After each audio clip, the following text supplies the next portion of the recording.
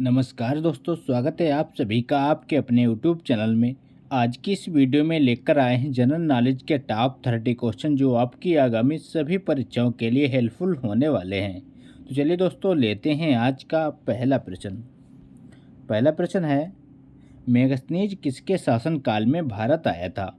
बताइए दोस्तों, मेगस्थनीज किसके शासनकाल में भारत आया था? तो वो आया था चंद्रगुप्त मौर्य के, यानी कि ऑप्शन करेक्ट हो जाएगा। चंद्रगुप्त मौर्य के शासनकाल में मेगस्थनीज भारत आया था। अगला प्रश्न है, अशोक के अभिलेख किन लिपियों में उत्कीर्ण हैं? बताइए दोस्तों, अशोक के अभिलेख किन लिपियों में उत्कीर्ण हैं? तो वो हैं ब्राह्मणी, अरामाइक, खरोष्टी, यानी कि इस सभी लिपियों में उत्कीर्ण हैं। अगला क्वेश्चन है, मौर्य प्रशासन में शीर्ष अधिकारियों को क्या कहा जाता था? बताइए दोस्तों, इम्पोर्टेंट प्रश्न है। मौर्य प्रशासन में शीर्ष अधिकारियों को क्या कहा जाता था? तो वो कहते थे तीर्थ, यानी कि ए ऑप्शन करेक्ट हो जाएगा, उनको तीर्थ कहा जाता था। अगला क्वेश्चन है, कलिंग युद्ध के बाद अशोक ने किस बौद्ध भिक्षु से बौद्ध धर्म की दीक्षा ली थी? बताइए दोस्तों, कलिंग युद्ध के बाद अशोक ने किस बौद्ध भिक्षु से बौद्ध धर्म की दीक्षा ली थी? तो वो ली थी उपगुप्त से, यानी कि डी ऑप्शन राइट हो जाएगा। उपगुप्त से कलिंग युद्ध के बाद अशोक ने बौद्ध भिक्षु से बौद्ध धर्म की दीक्षा ली थी।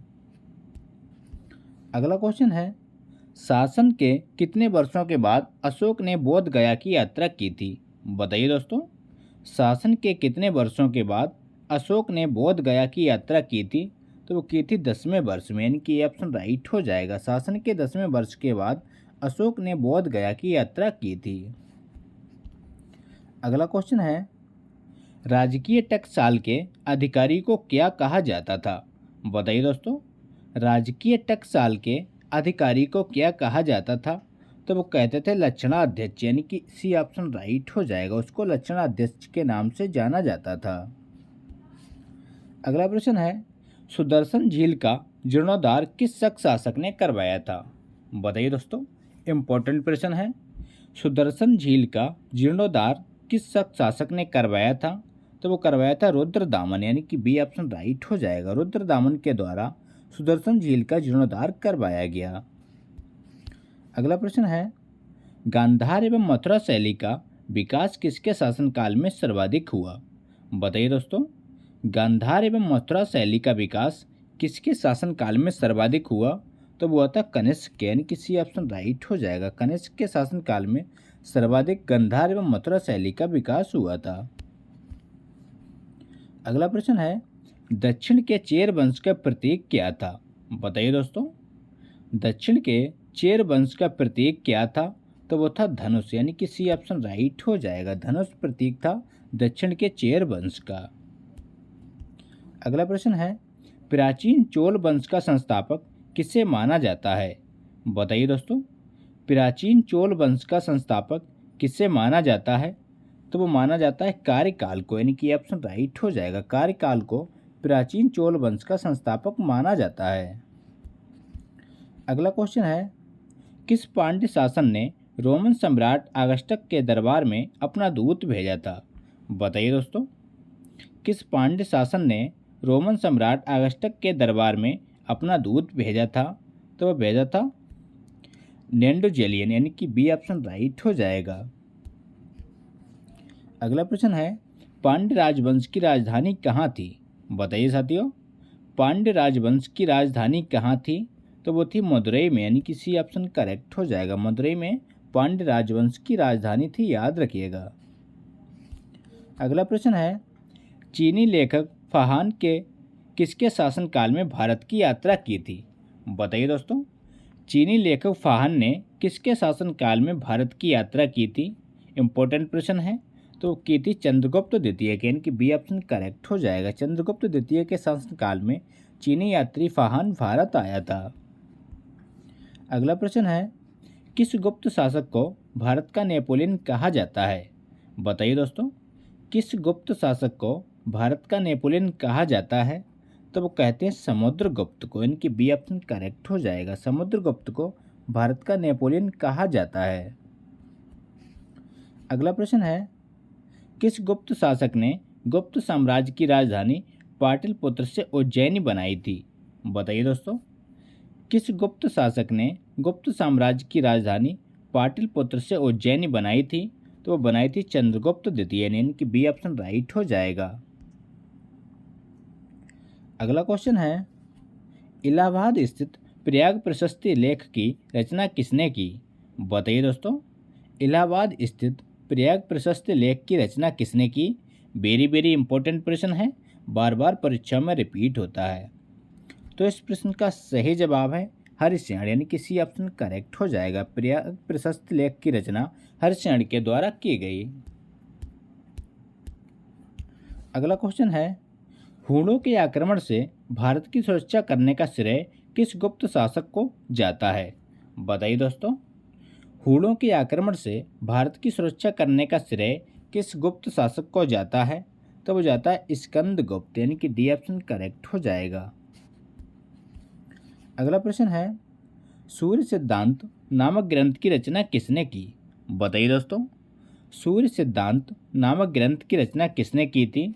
तो वो की थी आर्यभट्ट ने, यानी कि सी ऑप्शन राइट हो जाएगा।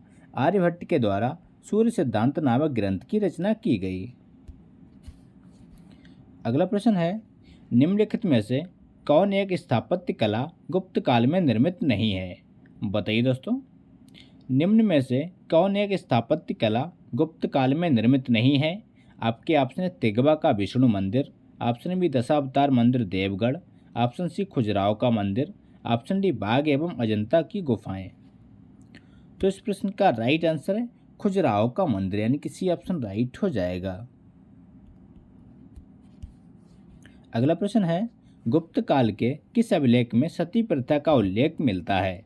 बताइए दोस्तों। गुप्त काल के किस अभिलेख में सती प्रथा का उल्लेख मिलता है? तो मिलता है एरण अभिलेख में, यानी कि डी ऑप्शन राइट हो जाएगा। एरण अभिलेख में सती प्रथा का उल्लेख मिलता है। अगला क्वेश्चन है, हर्षवर्धन ने किस शासक को पराजित कर कन्नौज पर अधिकार किया था?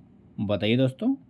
हर्षवर्धन ने किस शासक को पराजित कर कन्नौज पर अधिकार किया था? तो वो किया था शशांक को, यानी कि सी ऑप्शन राइट हो जाएगा। शशांक को पराजित कर हर्षवर्धन ने कन्नौज पर अधिकार किया था। अगला क्वेश्चन है, कश्मीर के मार्तंड सूर्य मंदिर का निर्माण किसने करवाया था? बताइए दोस्तों। कश्मीर के मार्तंड सूर्य मंदिर का निर्माण किसने करवाया था? तो वो करवाया था ललितादित्य मुक्तापिंड, यानी कि बी ऑप्शन राइट हो जाएगा। ललितादित्य मुक्तापिंड के द्वारा कश्मीर के मार्तंड सूर्य मंदिर का निर्माण करवाया गया। अगला क्वेश्चन है, महाबलीपुरम स्थित एकाश्म मंदिर यानी कि रथ मंदिर का निर्माण किसने करवाया? बताइए साथियों, वेरी वेरी इंपॉर्टेंट प्रश्न है। महाबलीपुरम स्थित एकाश्म मंदिर यानी कि रथ मंदिर का निर्माण किसके द्वारा करवाया गया? तो वो करवाया गया था नरसिंह वर्मन प्रथम, यानी कि बी ऑप्शन राइट हो जाएगा। नरसिंह वर्मन प्रथम के द्वारा महाबलीपुरम स्थित रथ मंदिर का निर्माण करवाया गया। अगला प्रश्न है, भारत पर अरब आक्रमण की जानकारी किस पुस्तक से प्राप्त होती है? बताइए दोस्तों। भारत पर अरब आक्रमण की जानकारी किस पुस्तक से प्राप्त होती है? तो वो होती है चचनामा, यानी कि ऑप्शन राइट हो जाएगा। अगला क्वेश्चन है, गुजरात के सोमनाथ मंदिर पर गजनबी के आक्रमण के समय वहाँ का शासक कौन था? बताइए दोस्तों। गुजरात के सोमनाथ मंदिर पर मोहम्मद गजनबी के आक्रमण के समय वहाँ का शासक कौन था?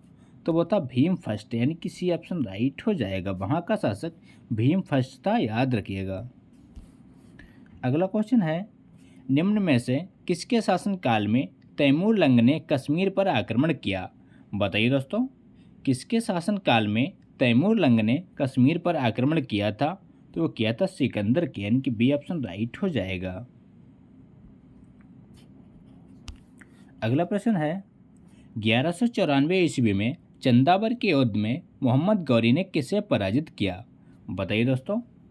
1194 ईस्वी में चंदावर के युद्ध में मोहम्मद गौरी ने किसे पराजित किया था? तो वो किया था जयचंद को, यानी कि सी ऑप्शन राइट हो जाएगा। अगला प्रश्न है, निम्न में से किस सुल्तान ने डाक व्यवस्था शुरू की थी? बताइए दोस्तों।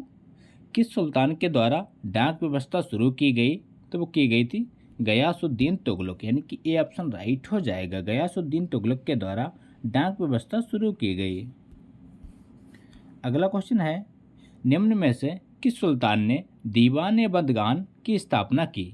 बताइए दोस्तों, किस सुल्तान ने दीवान बंदगान की स्थापना की थी?